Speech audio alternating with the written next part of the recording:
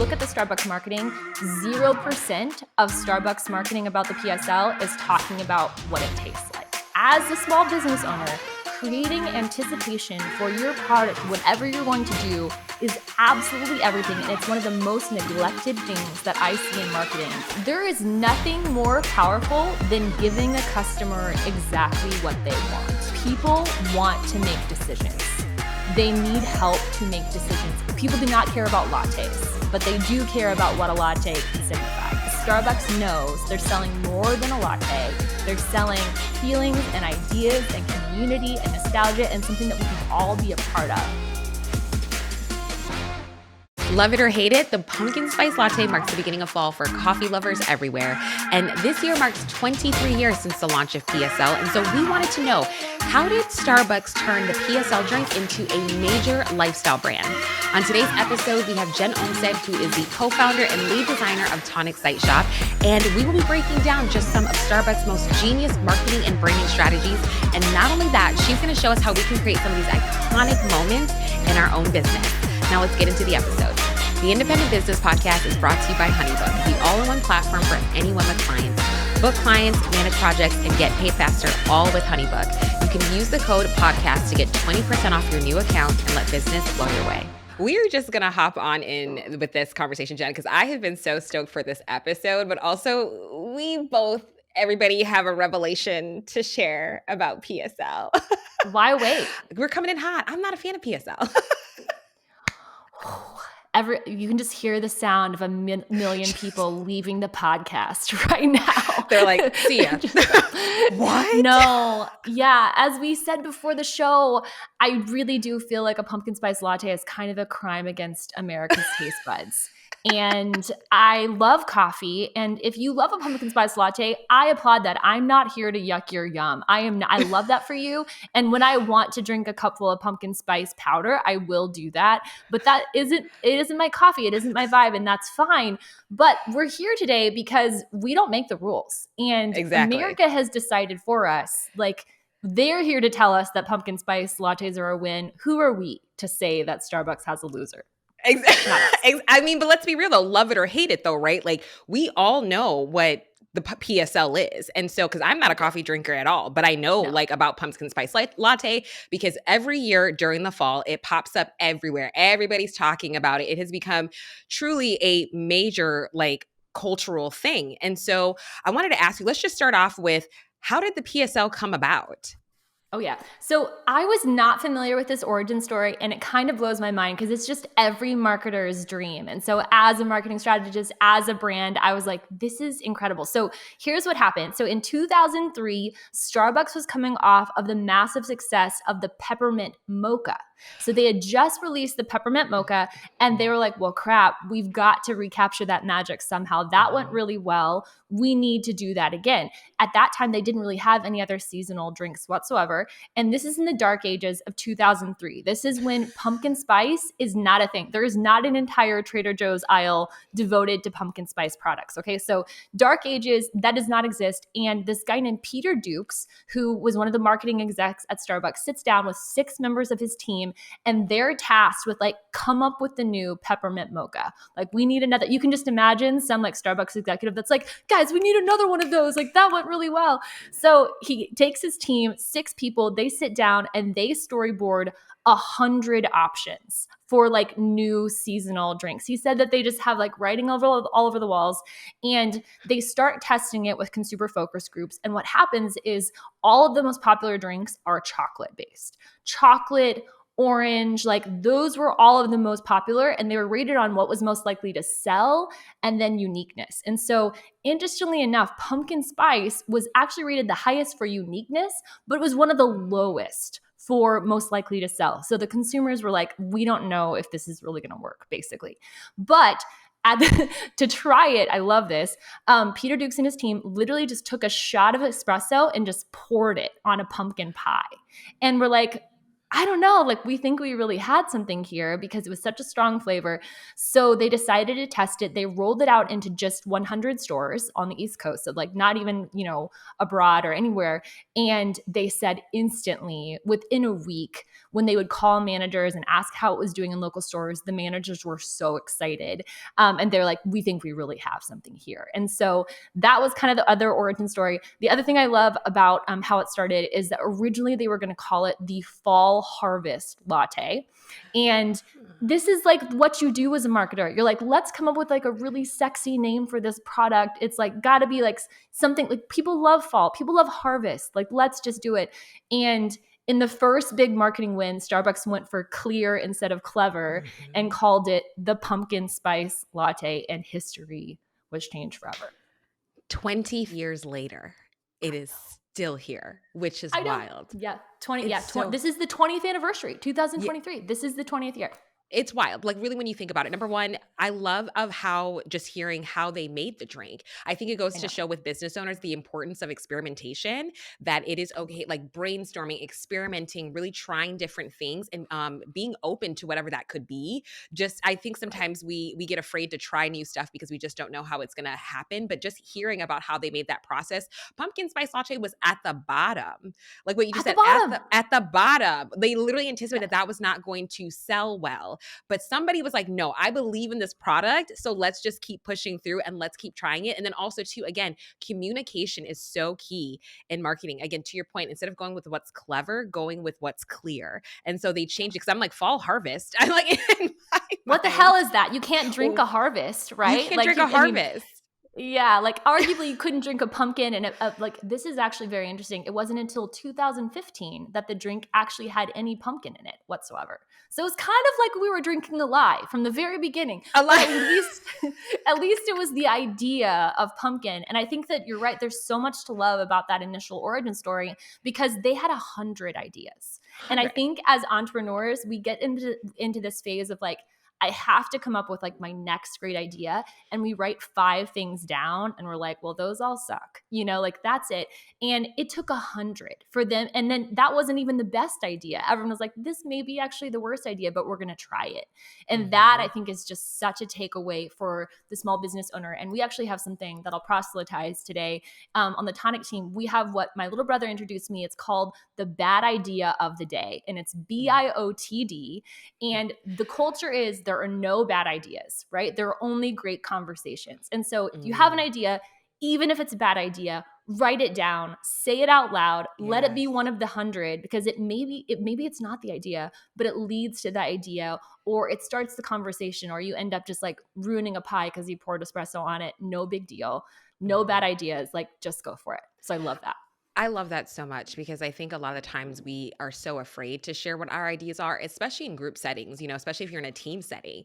We can feel instantly very insecure of sharing our ideas because we're afraid of how it's going to be received. And I love that because it just creates more of that safe space for business owners just to explore and literally be curious about what it is that they're trying to build. Because to your point, it may not work out. It makes failing not as hard. Like I'm willing to fail because if it's going to be able to come to, if it's going to be able to get me to the closest best idea, one step closer to that, I'm going to take it. And so I just love all of that. That is a brilliant, brilliant idea. And so I want to break it down, right? Because with the story of how it was created, then they tested it, which I think is so important as business owners is to be able to test your audience to actually see what people love. And through that test, they realized it was going to be a success. What do you think some of the key strategies were that they used, especially from a branding perspective, of how they were able to make this drink a success, especially initially? Because now it's evolved. It's 20 years later. So initially, what do you think some of their key strategies were?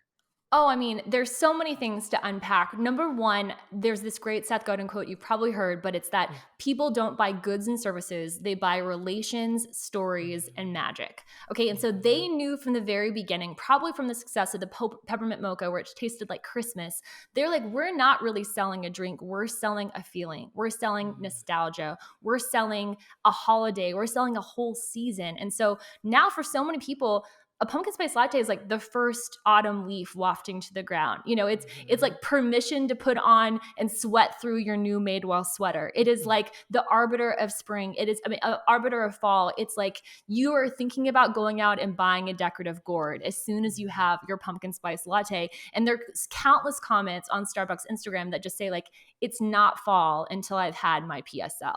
And that is marketing magic, right? That people are like, this is what fall means to me, is this beverage that I paid $7 for. So that to me is insane, but it's because they tied it to a feeling. It feels like your grandmother, pulling out a pie from her oven, even if your grandmother never baked a pie in her life. You have this sense of like, I'm coming home.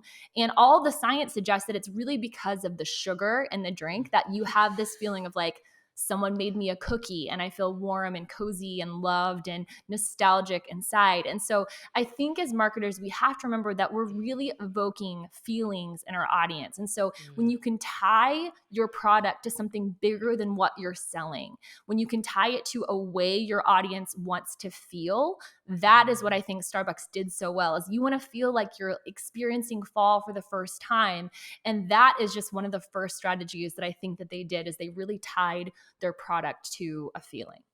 And leaning into that, because I feel like that is such a perfect, and you already know where this is going. Can't wait. I know, right? Like storytelling. I think that is so important. I mean, it just really how they were able to evoke emotions. Literally, that is one of the main things. If you want people to do anything that you want them to do in your business, you need to be able to put them in your shoes so they can see things from your perspective and being able to then purchase your products or services. And to your point, Starbucks did they did a phenomenal job of that, especially seasonally, right? Because yes, when it is the fall, I literally don't drink PSL, but I'm thinking about PSL, though I don't drink it, because it is like, I remember, oh yeah, it's that time of year. Everybody's going crazy for pumpkin spice latte. The leaves are changing. Like I literally now associate it with fall, Right. Which again, it just speaks so importantly of really be able to create some compelling stories and tying it to a feeling to get people excited about your products or services. Like facts. I mean, of course, having facts are important, but it's not going to sell as well if you're not weaving it into feelings to get people just as excited about your product just as much as you are. So I absolutely love that. And so one thing that I've noticed too, even within that,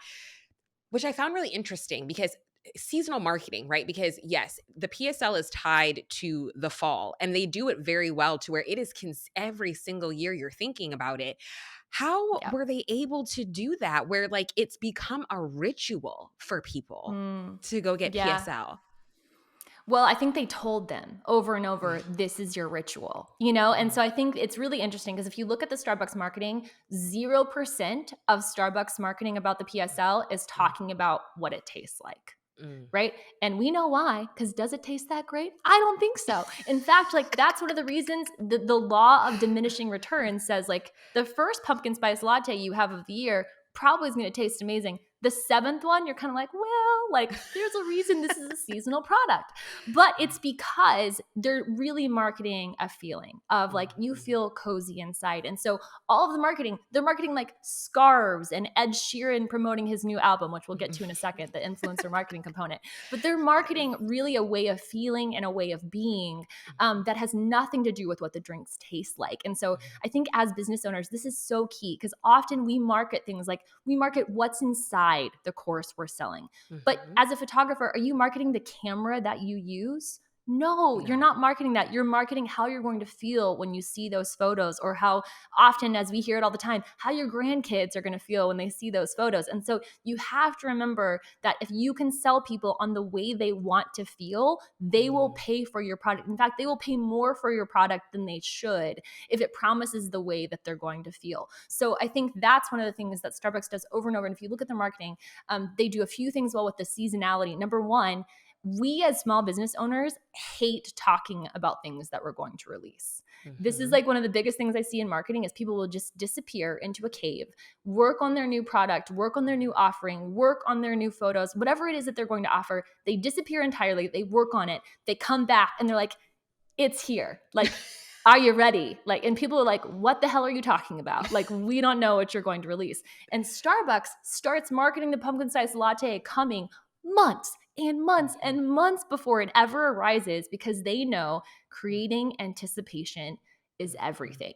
And now all they have to do is carve a date into a pumpkin. And that's enough, because people know what that means. They've been trained to get excited about what's coming. So as a small business owner, creating anticipation for your product, whatever you're going to do, is absolutely everything. And it's one of the most neglected things that I see in marketing. So don't disappear.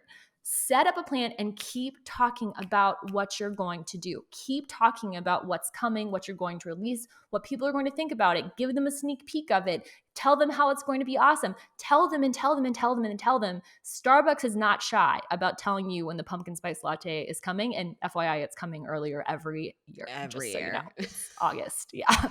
Seasonal creep is real.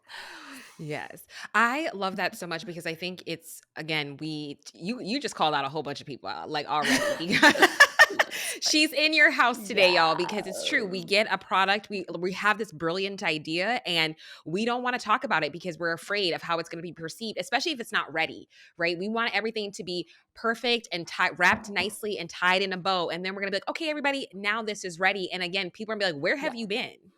I haven't heard We from don't you. know you. We don't know you, right? It's Yeah. just so important to really be making sure to be building a rapport consistently with your audience. Take your audience on a journey with you as you're building that product so that they're excited about it, like they are just stoked and supporting you, right? Especially, like, I love that whenever I see entrepreneurs that have a big launch and people are so excited about it, it's because they brought them along from point A all the way to point B. Like, people have invested in the story, the emotions, everything that's happening to be able to build this product. And so again, like, consistently talking about what it is that you do and what you're currently working on is going to be able to build that anticipation. And I think, again, we feel like all the times that we're going to annoy people, but that's not true, because, like, I think we've heard this quote so many times as business owners, like, what people have to hear things at least 7 times before they finally take action. Oh, I'm sure. I was going to say, I feel like it's so much more now this day and age. Yeah. So just keep talking about your stuff because the right people are going to connect with you. And so let's even talk about a little bit about influencer marketing too, because I feel like that played a role in some of their strategies, because it truly has become a lifestyle brand. Now when I hear PSL, I think basic. Okay. I'm just going to say. Absolutely. I think basic. It's not cool, right? It's not Is cool. it cool? No, it's No. not cool. Like, it's not cool. But the fact that it's not cool is being embraced. In fact, there literally is a New York Times article right now about how not cool the pumpkin spice latte is. But that's also a win for the pumpkin spice latte, because you know what? People are like, I don't care if it's cool. Like, Taylor Swift likes it. Good enough for me. Good enough for me, yes. Basic is basic for a reason, because it's sold. And so, like, who are we to say this wasn't successful? It worked. So what's fascinating to me about all of this is, like, first of all, in the first 3 years of the PSL, they actually almost discontinued it, because they were after the next PSL, right? They're like, peppermint mocha, that worked. Let's now go to pumpkin spice latte, and now let's keep going. Let's figure out the next idea. And again, this is the same shiny object syndrome that we all have as entrepreneurs, of like, that was great. Okay, like, next, let's go. Let's figure out my next great idea. No, what they did is, what happened is, in 2006, which was kind of the beginning of social media, all of a sudden the Instagram girls came to play, and, like, people were photographing themselves with their pumpkin spice latte in their Ugg boots. Heidi Montag from The Hills was, like, one of the first influencers, which is perfect, right? Like, the most perfect. She was one of the first, like, kind of models of the PSL. She loved the PSL. People like Taylor Swift, like, went on board as saying, like, they loved a pumpkin spice latte. And so all of a sudden, Peter Dukes, the guy who invented it, said that it began gaining traction along with social media. And they saw, like, the rise of the pumpkin spice latte beginning to take over, because we as humans go in packs. We do what the herd tells us to do. And so even if we don't particularly like pumpkin spice lattes, if our favorite influencer, Sheila, went to go get her pumpkin spice latte on the first day, we're like, I kind of want it. Like I kind of want a pumpkin spice latte. This is why I have a Stanley water bottle, right? It's because like this works. It's why brands do it. So now they like Starbucks has gotten better with their influencer marketing over the years. And now they like collaborate with Ed Sheeran about his new album. And he's doing like a jingle for the pumpkin spice latte, which is kind of mind blowing. But there's this level of like, we need to understand that people do move in packs. We make decisions based on what other people are doing. We like to have those opinions validated. We like to know like, hey, this wine bottle is probably the best one because it's almost gone, right? Like that's the one that looks the best. So if you can get your audience to embrace your product and to talk about embracing your product, show pictures on social media of interacting with your product, talk about you in an organic way, that user-generated content, we call it UGC in marketing, is the most powerful thing that you can possibly have for your brand. Starbucks had it from the very beginning, and without it, the pumpkin spice latte would have gone away, and we'd have like the orange harvest spice latte instead. Orange harvest. And I just love that story so much because I did read a part of that they actually did try to come out with other variations of pumpkin after the success of the PSL, and it did not do as well. It did not take at all. And so there's so many things I want to unpack in that, but I'm curious to know, why do you think those variations did not take off, but still the PSL still reigned supreme? I think because, so there's a lot of theory on this. I do think because there is that nostalgia factor of what pumpkin spice smells and feels like. Because like you do think of like Thanksgiving with your family, right? You have that sense of nostalgia that I'm not sure that we experience with other baked goods. And like an apple pie, like maybe, but so many of those things are bound up in holidays and in Christmas and in family. So I think that there's a powerful undercurrent to that. And I also think it's because it had time to gain some traction. And I do think this is something that like we can just take notes from as entrepreneurs. It's so tempting to be done with a certain product when we're kind of tired of it and it's gotten popular and we feel like we should remake it and redo it and we should iterate. But really, it may just be that we need to iterate the marketing surrounding it, because Starbucks would have a riot if they changed the recipe for the pumpkin spice latte. But what they do is they up-level the marketing every year. So we shouldn't apologize for releasing the same products or for keeping the same services. What we should do is learn to market them better. And that's what I think Starbucks has done so well, because they've done the same thing for 20 years. 20 years. And we're worried about doing the same thing 2 years in a row. We shouldn't be. Yes. I think, that's such a good point, because we forget that how many, like, we have been trained even as an audience with some of our most favorite brands, and we just get nervous. I'm guilty of that too, where I feel like I have to come up with a new idea. I have to create something new, because to me personally, it doesn't feel new anymore. So then I assume to everybody else, it doesn't feel new either, but that's completely far from the truth. And I think too, another question I wanted to ask is, even from a community standpoint of, right, how can we leverage community? I think you already shared some of the ideas, because it's true. They've built this, I want to say cult. You can say it. We've already said a lot today. We've said a lot. Okay. I'm like, oh gosh, nobody, I'm scared, y'all, for this. They're coming for us. They're going to be coming real quick. And so, but they essentially did, right? Like, how can we as business owners really create that just type of loyalty where people are just ride or die for our products and services? Yeah, that loyalty beyond all reason that people talk about in marketing. Yeah, there is nothing more powerful than giving a customer exactly what they want, right? There is nothing more powerful in business than giving a customer what they want. Now, the first thing that requires is knowing your customer, who they are, and then number two, what do they want? And so I like to think back to the beginning of Starbucks when they were trying to decide like what to do about this new pumpkin spice latte. One of the things that they must have done is they paid attention to the fact that people were liking it, and they didn't just discontinuing it. And we do this as business owners. We're like, okay, it's time to make this decision. We're going to decide what's best for our customer, and we don't listen. Right? We don't know what our hero product is. And that's one of the things that I think is so important, that Starbucks recognize. Like, we have a winner on our hands, and we need to listen to our audience and continue bringing it back year over year instead of doing a new thing. And this happens all the time. We did this last year. Tonic Site Shop, my company, we make website templates. We've done this for 10 years. We've made website templates. We make really great website templates. This is kind of what we're known for. Last year, I on a whim, I was like, you know what? I feel like people need some Canva templates to match their website templates. Maybe they want some Canva templates. It was not something I put a ton of thought into. It was like a side hustle thing that I was like, with our fall launch, because we have seasonal launches, a little bit like Starbucks, I was like, let's just release some Canva templates. Well, I started to notice on social, in my DMs, every time I posted about the Canva templates, people freaked out about the Canva templates. And I distinctly remember telling our team, I'm like, I think we think we're releasing new website templates, and everyone else thinks that we're releasing Canva templates for the first time. That's exactly what happened, right? We, in that moment, in that launch, our Canva templates were absolutely the hero products of that launch. Now, if we hadn't been paying attention, we would have been like, well, that was kind of cool. Like, we made a lot more money that launch. I wonder why.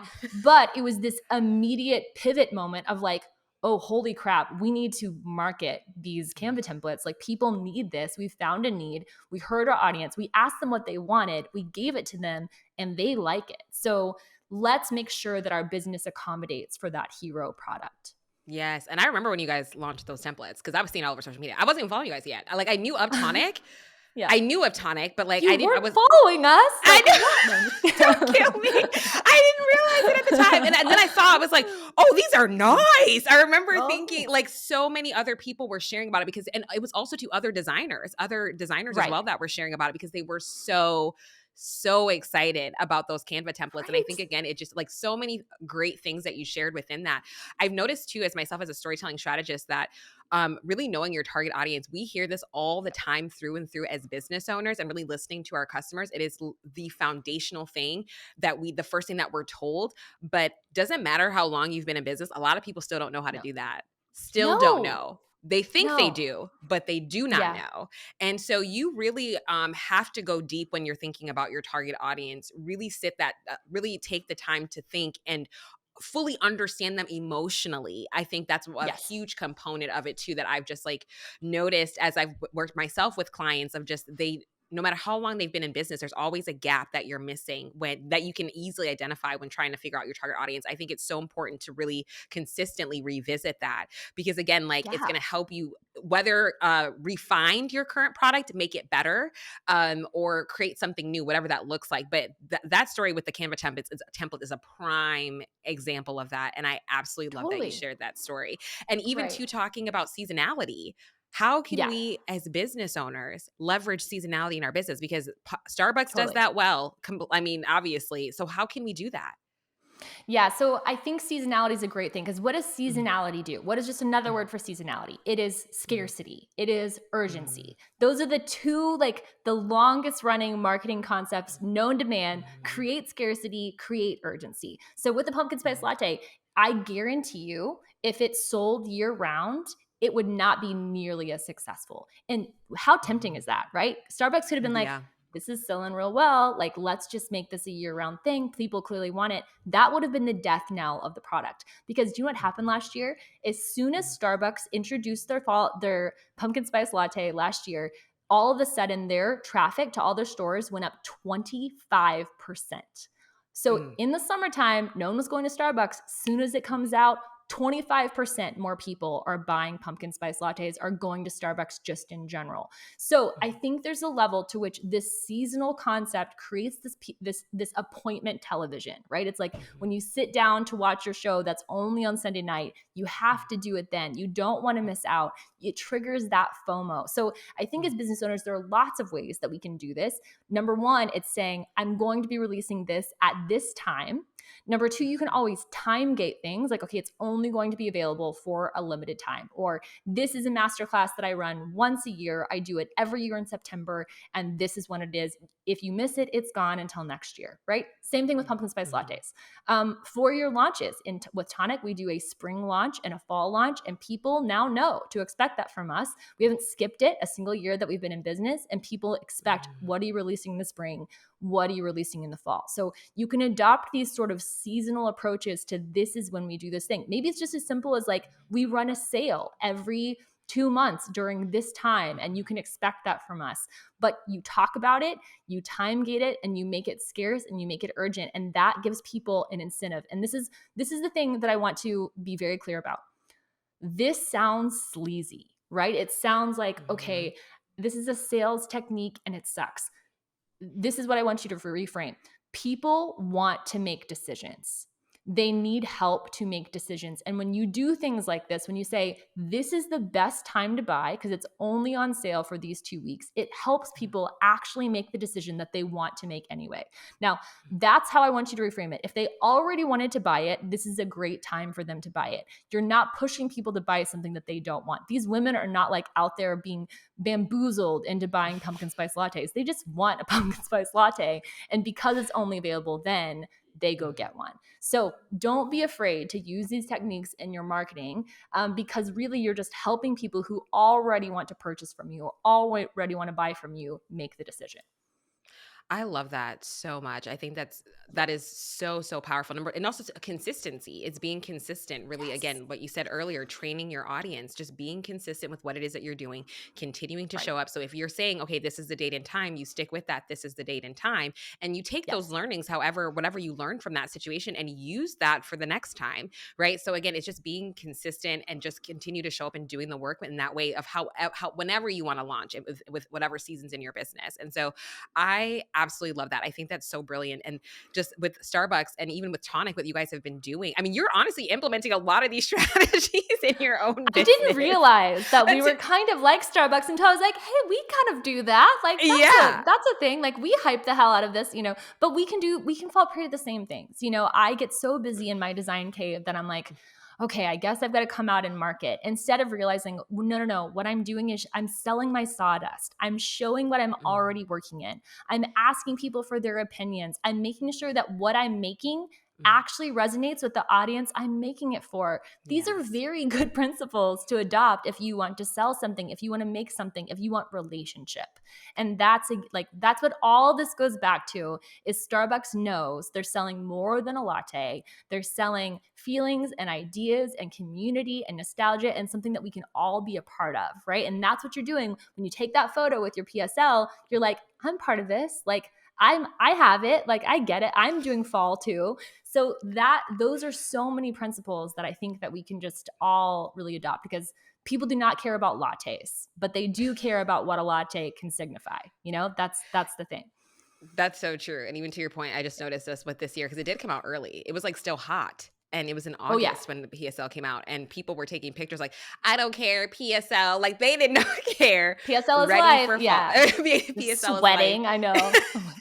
That scarf has got to be hot, girl. Like that looks really warm. But I love that for you. I love that for you. I thought the same thing. I was like, Miss Ma'am, it is in Atlanta. I know the weather down there is hot. And so, Yeah. but again, it's just talking to your point about wanting to feel a part of something bigger than themselves. And so, however that looks like for them, I'm going to go sweat for this latte, even though it's hot. And I'm going to take I'll sweat for it. That's how you know, right? That loyalty of how people just speak so highly of that product and are willing to do whatever they can to get their hands on it, I think is just, again, so important. Starbucks iced it this year. Did you know that? Like this was the year that they were like, so this is what I think is so cool. They were like, Gen Z drinks more iced coffee than hot coffee. So if we want Gen Z, we've got to ice it. So they released this whole line and this whole big promo around like the iced pumpkin spice this year so that they could get that audience. So this is just a great example of like old dog learning new tricks, like learning pivot your marketing.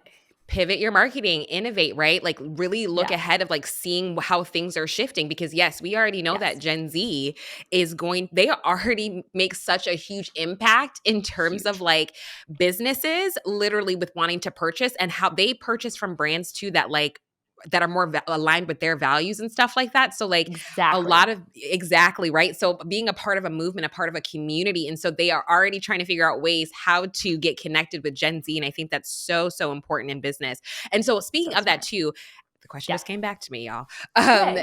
With your content, right? I love your content. And I just also recently signed up for your newsletter because I heard it was so good as well. And you do that so well when people are struggling to sell and really bring people into that journey. You do a phenomenal job of that. And you also take what's trending, current things that's trending and really breaking them down into steps of marketing strategies, branding strategies that we can implement into our own business. That's why we wanted you to come on the show to talk about PSL. And so for those that are struggling with that of really bringing people into the journey and talking about their products and services consistently, what advice do you have for them? Yeah, I would say number one, you don't have to just talk about your products, right? Mm, That's one of the biggest unlocks for me is like, for example, the email newsletter that you just mentioned, that mm, we have become like, we have been weirdly known now for our marketing newsletter. And 3 years ago, I could not write an email to save my life because I hated the concept of email marketing, because all I thought of when it came to email marketing was I need to sit down and talk about my products.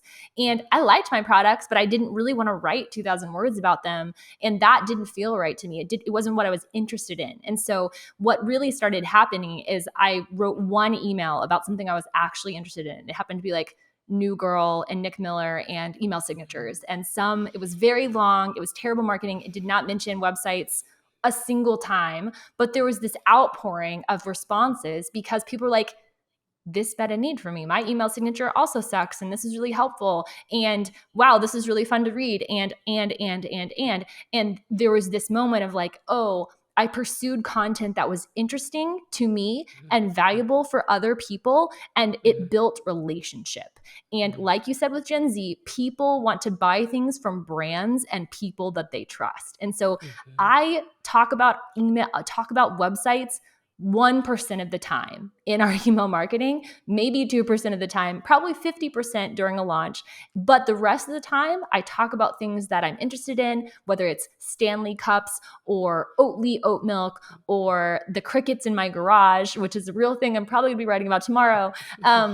I talk about the things that I'm interested in that other people might be interested in too. And I try to help them with their businesses, and we try to find things that are valuable to them. And so if you're stuck on your content, I would say pursue your interest. There is an intersection that you have that's a place that of things that your audience is interested in and things that you can competently create content about. Do that. And when you're stuck on how to create it about your products, think about where that intersection is with your product. What is your customer struggling with? What are they interested in? What do they want? What do they need? What are they excited about? And then create content that ties your product to that. So over and over and over, you're saying, how can I add value? How can I make this interesting? How can I make this unique and specific to my brand? And I promise you, it takes the suck out of marketing content. It really does. I love that so much because I think sometimes as business owners, we can have some black and white thinking. We can think it's either this or that. Either I can talk about my business and keep it professional, or I don't. Right? Like Or I don't. I hear that, or I hear that all the time. And I think I love that how you are. We're multifaceted as human beings, right? So we Yes.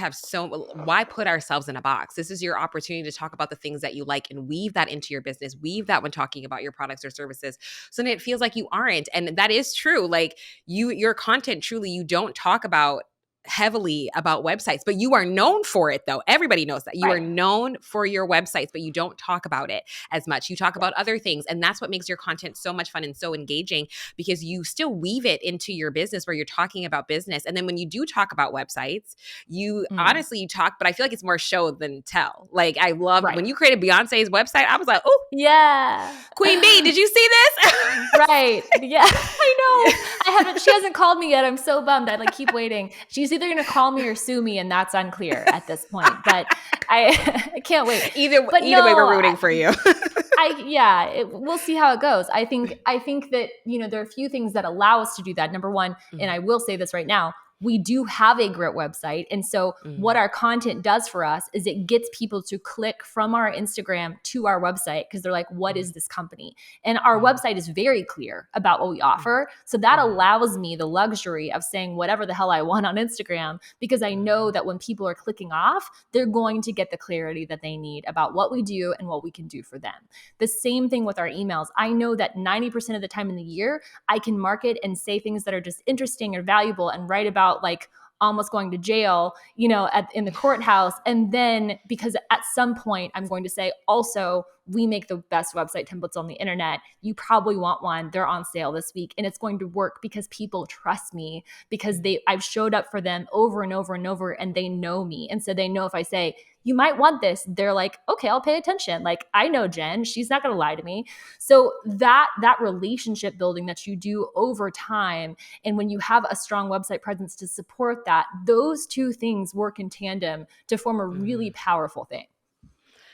I love that so much. I think that is, again, speaks to the fact of like really having your foundation set as a business owner, like Yeah, having that website, that copy, communication clearly.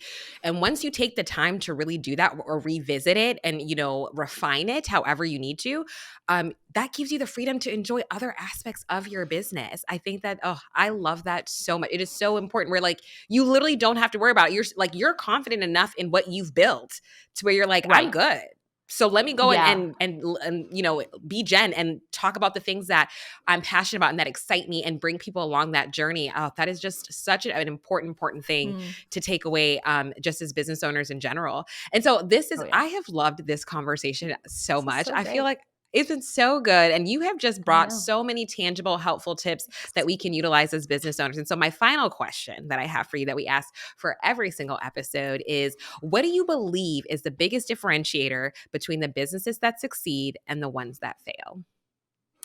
Well, I love this question. I feel like we could extrapolate so many possible answers from our Starbucks conversation because there's so many things. But I think the number one thing that I see and that I've experienced is the biggest differentiator between brands that succeed and brands that fail is the ability to pivot, the ability Mhm. to learn and grow and to make different decisions over time. And so Starbucks is a great example of us. They saw something that was working. They said, okay, let's lean into this.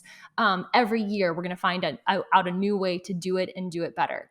And one of the reasons that we at Tonic exist is because we say that you guys need a website that moves as fast as you do. Because in this economy, nothing is a guarantee anymore, right? There are certain things that used to be a guarantee. Facebook ads, great example. Felt like you were printing money with Facebook ads a few years ago. No longer the case. Apple changed a few things.